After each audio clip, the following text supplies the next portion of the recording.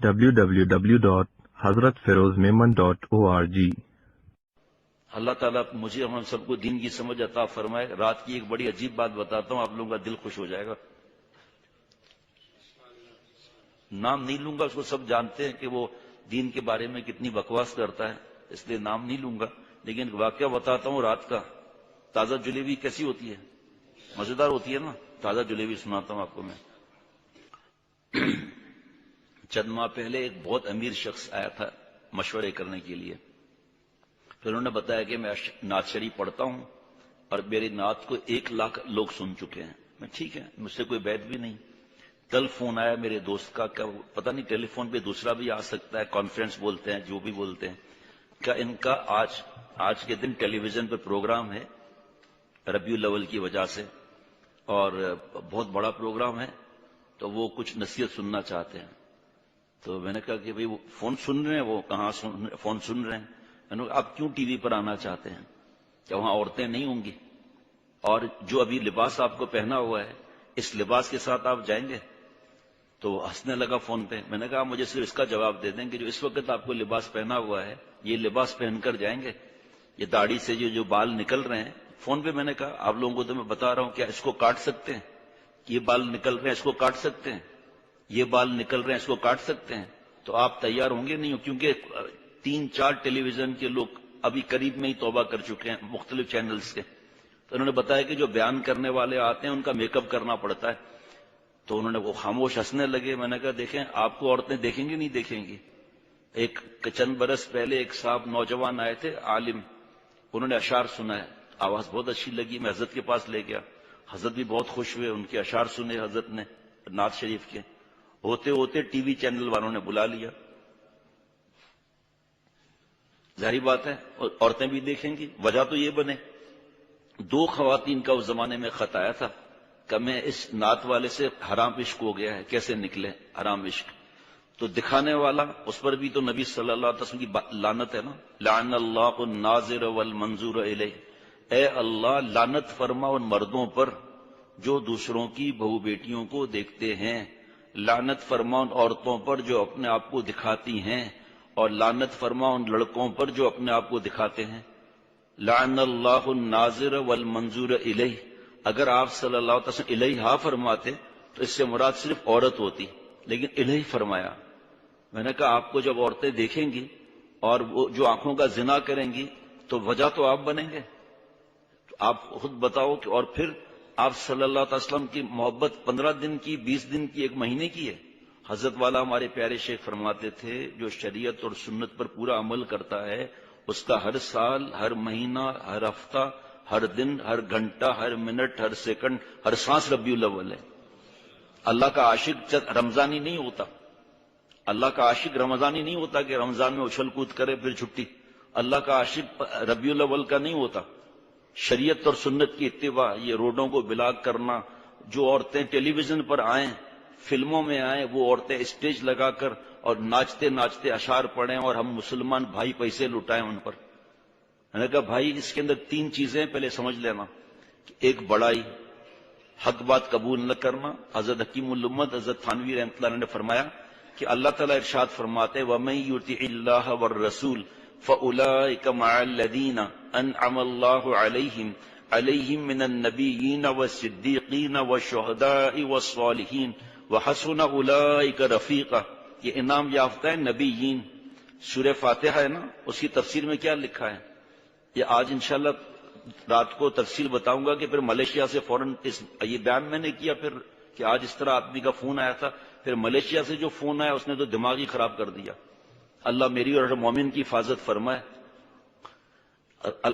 اہدنا الصراط المستقیم صراط الذین انعمت علیہم، اے اللہ سیدھا راستہ دکھا، سیدھے راستے پر چلا، راستہ ان کا جن پر آپ نے انعام فرمایا۔ تفسیر میں ترجمے میں لکھا ہے کہ انعام یافتہ نبیین، صدیقین، شہداء، صالحین۔ اللہ تعالیٰ کو پتا تھا کہ ہمارے جیسے آئیں گے کہ یہ تو جی ترجمہ ہے، یہ تو تفسیر ہے، تو یہ آیت اللہ تعالیٰ نے عطا فرما دی کہ انعام یافتہ یہ ہے نبیین، اس کے بعد صدیقین۔ میں نے کہا دوست اللہ نے آپ کو اتنا مال دیا ہے، اللہ آپ کو اور مال دے۔ یہ بتاؤ کہ صدیقین کے سروں سے سب سے آخر میں حضرت تھانوی رحمۃ اللہ علیہ فرماتے ہیں کہ تکبر اور جھاج آتا ہے، دونوں حرام ہیں۔ صدیقین کی آخری سروں سے تو میں کدھر کھڑا ہوں، آپ کدھر کھڑے ہیں، اس میں سب سے پہلے آپ حق بات نہیں مان رہے۔ دوسرا یہ کہ جاہ کیا ہے، تکبر کیا ہے، بطر الحق غمت الناس، جو کل عشاء کے بعد بیان ہوا تھا، حق بات قبول نہ کرنا، کسی انسان کو حقیر سمجھنا۔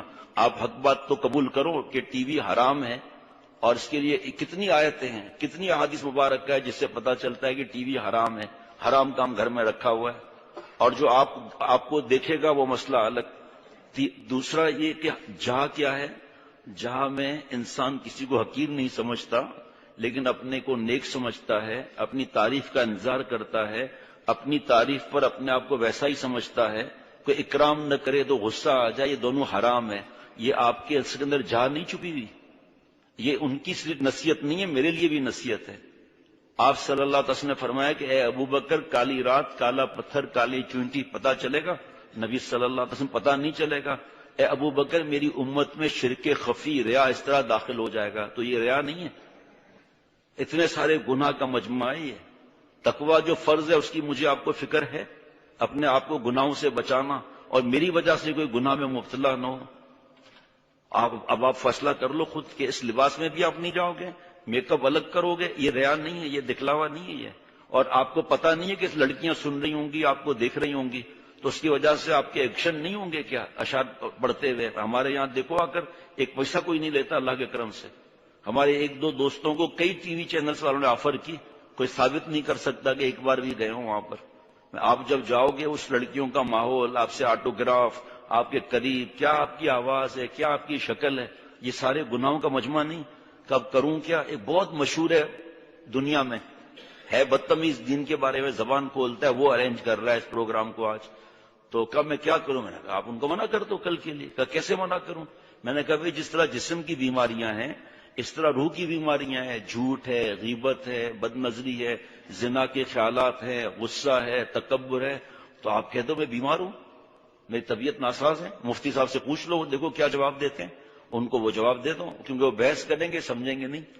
تو میں یہاں اذان شروع ہو گئی عشاء کی، میں اٹھنے لگا، پھر فون آ گیا کہ میں نے ان کو منع، اب سننا ذرا غور کی بات ذرا، کہ میں نے ان کو منع کر دیا۔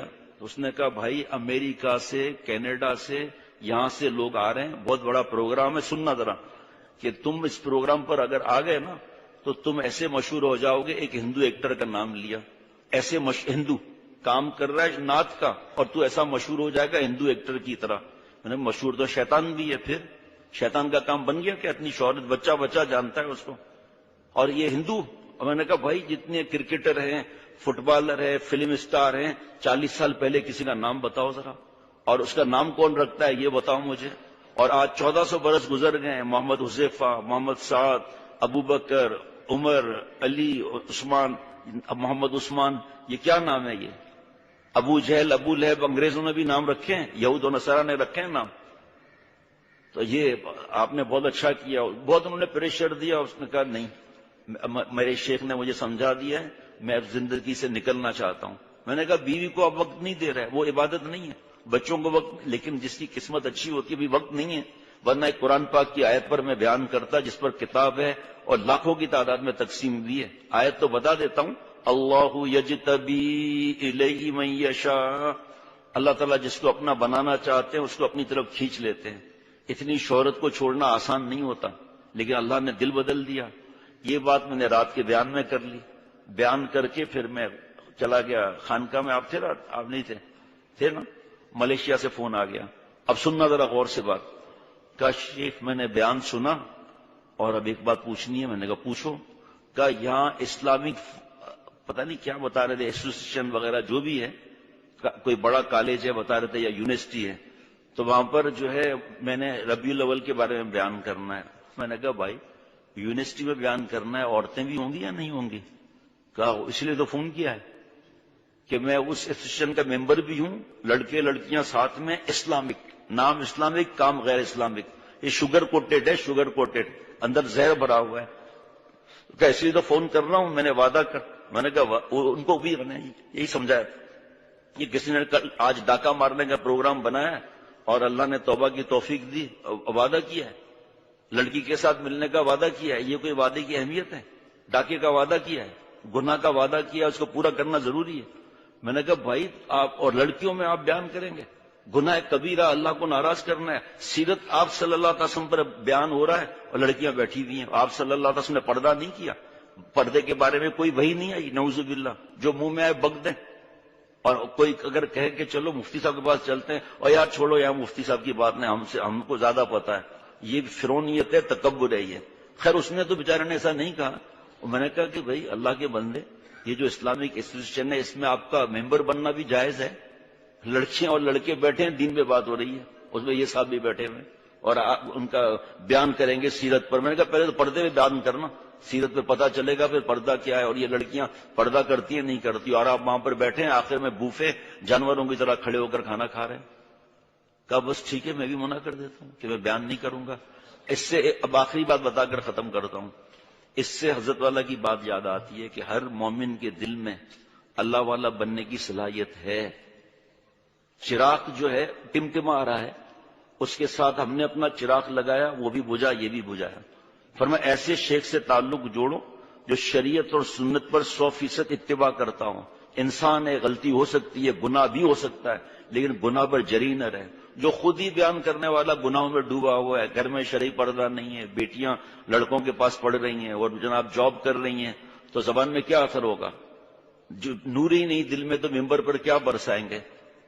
تو تڑپ تو ہے سب میں, دیا جلنا چاہتا ہے اللہ کے عشق اور معرفت کا, لیکن جڑے کس سے؟ فوراً اللہ تعالیٰ کے کرم سے بات مان لی.